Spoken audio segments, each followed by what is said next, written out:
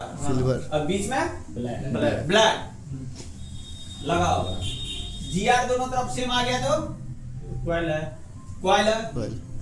अगर एक तरफ जीआर एक तरफ ग्राउंड हो गया तो कैपेसिटर। कैपेसिटर। एक्चुअली कैपेसिटर में भी बताया था कि आपको दोनों तरफ सिल्वर और ब्राउन या ब्लैक होगा। ब्लैक होगा। उसमें भी वही सेम। तो हम ये देखना चाहते हैं कैपेसिटर और कॉइल में आप कंफ्यूज हो रहे हैं कि नहीं हो रहे हैं।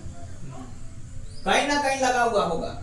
एक बार चेक कीजिए। एक साइड ग्राउंड आएगा हाँ कैपेसिटर में, एक साइड ग्राउंड हाँ, एक और तरफ एक ग्राउंड साइड एक तरफ जीआर। जी आ जाएगा ना।